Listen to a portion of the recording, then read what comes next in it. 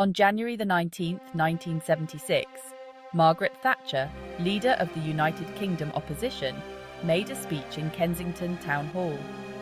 The speech was called Britain Awake. The copy of the speech was embargoed until the year 2000. The speech warned of the threat of the Soviet Union. Almost 49 years later, the warning is as valid today as it was then.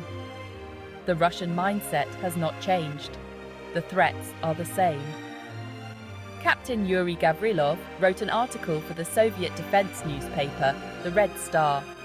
Gavrilov compared Thatcher to Otto von Bismarck, the Iron Chancellor of Imperial Germany. He later noted that the speech marked a turning point in the Soviet Union's approach to the UK. He recalled that before the speech, Soviet cartoons portrayed Britain as a toothless lion, but afterwards they showed more respect for the nation's power. Thatcher was known ever afterwards as the Iron Lady. It is interesting to compare the speech then to our situation now. Here's the first half of the speech. Let me know what you think below.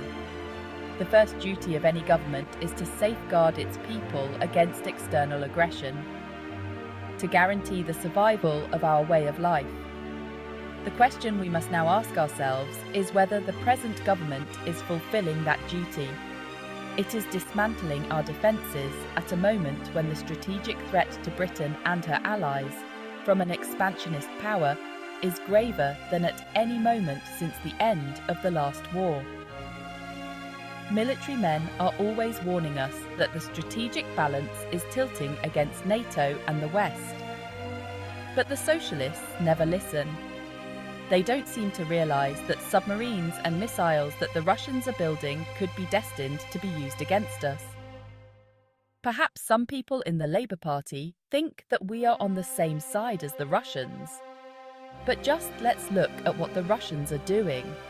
She's ruled by a dictatorship of patient, far-sighted, determined men who are rapidly making their country the foremost naval and military power in the world. They are not doing this solely for the sake of self-defense.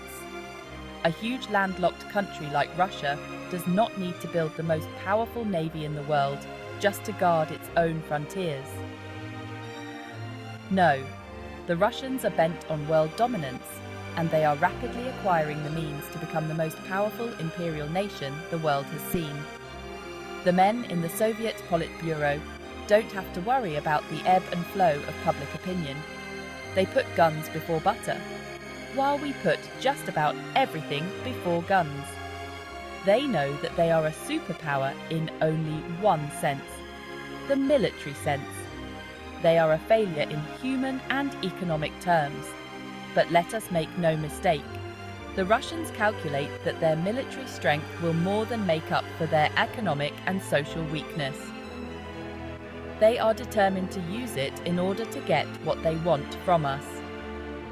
Last year, on the eve of the Helsinki conference, I warned that the Soviet Union is spending 20% more each year than the United States on military research and development, 25% more on weapons and equipment, 60% more on strategic nuclear forces.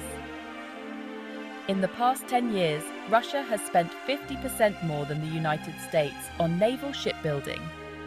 Some military experts believe that Russia has already achieved strategic superiority over America.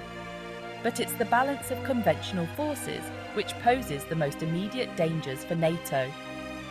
I am going to visit our troops in Germany on Thursday. I am going at a moment when the Warsaw Pact forces, that is, the forces of Russia and her allies in Central Europe, outnumber NATO's by 150,000 men, nearly 10,000 tanks, and 2,600 aircraft. We cannot afford to let that gap get bigger. Still more serious gaps have opened up elsewhere, especially in the area of the Mediterranean. The rise of Russia as a worldwide naval power threatens our oil rigs and our traditional lifelines, our sea routes. Over the past 10 years, the Russians have quadrupled their force of nuclear submarines. They are now building one nuclear submarine a month. They are searching for new naval bases all over the world, while we are giving up our few remaining bases.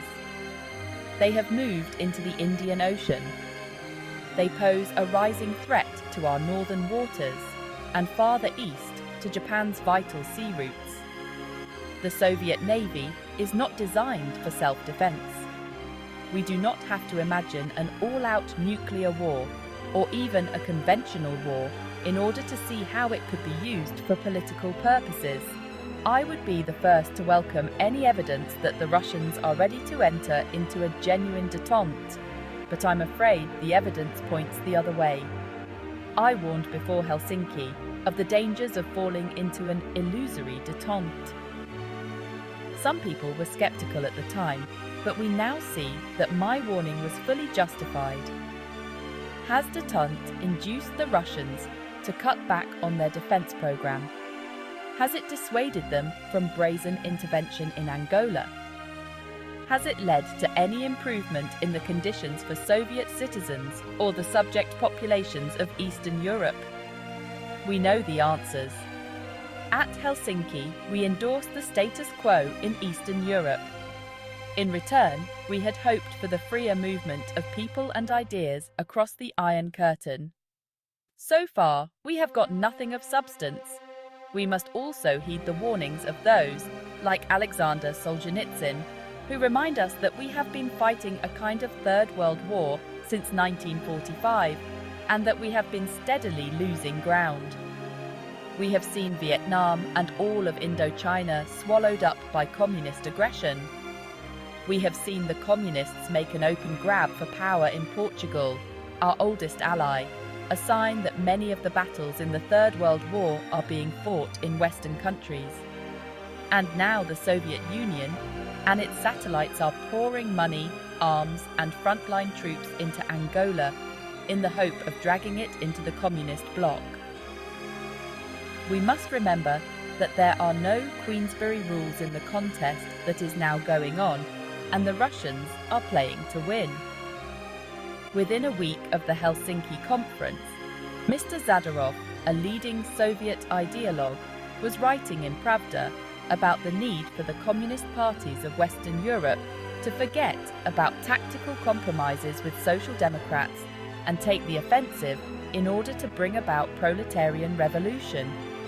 Later, Mr. Brezhnev made a statement in which he gave this article his personal endorsement. If this is the line that the Soviet leadership adopts at its Congress next month, then we must heed their warning. It undoubtedly applies to us too. If we cannot understand why the Russians are rapidly becoming the greatest military power the world has ever seen, then we are destined to end up on the scrap heap of history. We look to our alliance with America and NATO as the main guarantee of our own security, and, in the world beyond Europe, the United States is still the prime champion of freedom. But we are all aware of how the bitter experience of Vietnam has changed the public mood in America. We are also aware of the circumstances that inhibit action by an American president in an election year. The advance of communist power threatens our whole way of life. That advance is not irreversible, providing we take the necessary measures now, but the longer Labour remains in government, the harder it will be to catch up. Thanks for watching. Please like and subscribe for more videos on Russia. Bye for now.